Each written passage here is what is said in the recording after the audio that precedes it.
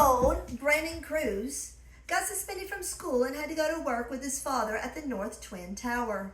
His father worked on the 107th floor.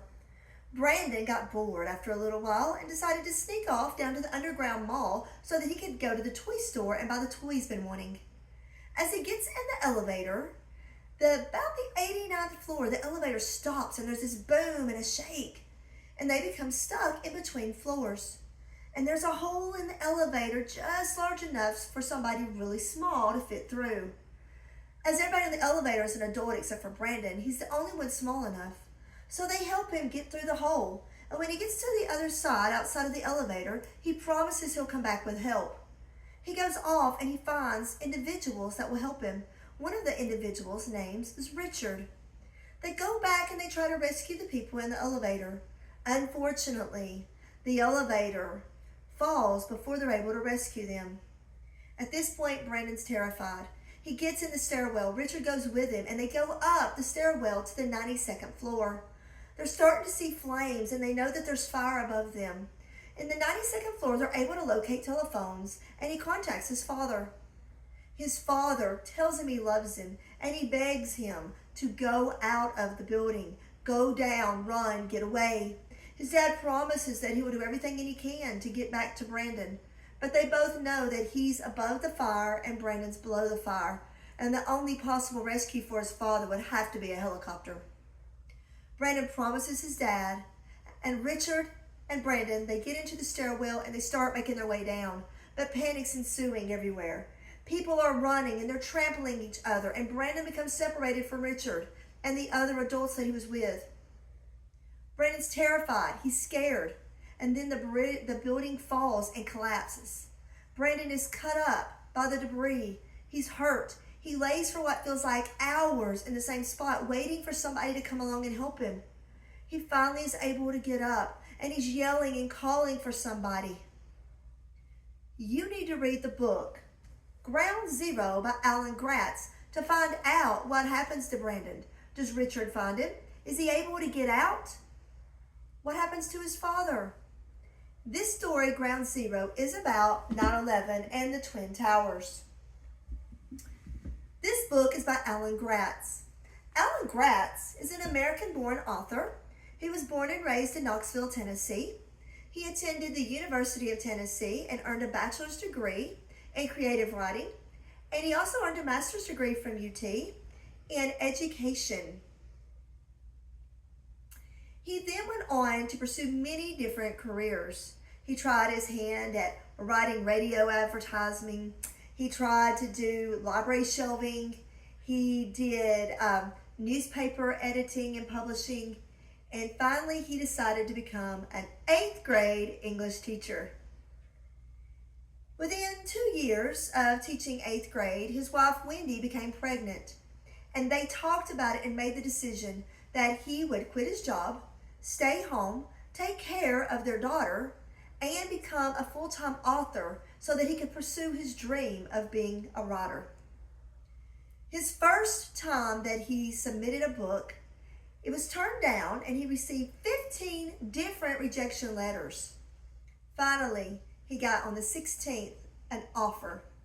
The first book was called Samurai Shortstop. Samurai Shortstop is the first published book by Gratz. Gratz is a wonderful writer for many reasons. One of the reasons is because he has many different hobbies and interests that really appeal not just to middle school and high school kids, but even to some adults. He loves games, video games, board games, role-playing games. He enjoys building and creating things. He also loves collecting toys and different collectible action figures. He enjoys pizza. He loves baseball. Huge fan of baseball. And then in addition to that, he loves history. So we'll start with some of his different books. One of the things that also makes him an incredible writer is he loves different genres. He has books that are mystery, historical fiction, realistic fiction. He even has a graphic novel that has been published, an action book. So he has lots of different genres. Ground Zero, of course, is one of his that's about 9/11. This book is a definite read. I highly recommend you read this and find out what happens. Another book, Samurai Shortstop, I told you was his first book. This book is about baseball, but it's also set in World War II. So it's a really neat book that's historical fiction, but it is about baseball. Brooklyn Nine is another book that's historical fiction. And again, if you love baseball, you're going to love this book. And the last book that I have to show you is Fantasy Baseball. It is also about baseball. So those three are some of the ones he's written about baseball. He also has a fantasy series. The fantasy series is called The League of Seven. It has 3 books. The first one is The League of Seven. The second book is called The Dragon Lantern. And the third book is called Monster War. These 3 are fantasy, and they are really, really well written. Then we're going to get into World War II. He wrote this book because Scholastic contacted him, and they asked him if he would write a book about Jack Gruner's life. Jack Gruner was in a concentration camp as a boy. He was in 10 different concentration camps. He experienced many horrible different atrocities that happened to him. Highly recommend you read this book to find out. It is based on a true story, and it does take place in World War II. After he wrote this book, he received so much fan mail asking him when he was going to write another book similar to this one that he ended up writing several books about World War II. He wrote Project 1065, which is also about World War II, also historical fiction. Grenade, historical fiction as well about World War II. Allies, another one about World War II. And then here's his graphic novel. This is called Captain America, The Ghost Army, and it's actually set during World War II. And it is a wonderful book, great illustrations. Refugee is the last one that I was going to talk about with World War II because it's a little unique. It's about 3 different kids and their experiences trying to make it to a different country for a better life. One of the refugee children that it talks about is in World War II times. Another one is in 1994, and then there's a third child story told in here, which is in the present day. So they're all connected by their desire to expand their horizons and find a better life elsewhere. Then we have Bend This Book. Bend This Book is a book that's realistic fiction. It is a book about a 4th grade girl. Her favorite book in the library is banned, so she decides she's going to set out, she's going to sell and give people these books out of her locker that are banned books so that they could read their favorite banned books. And so that's what this story is about. It's a really cute story.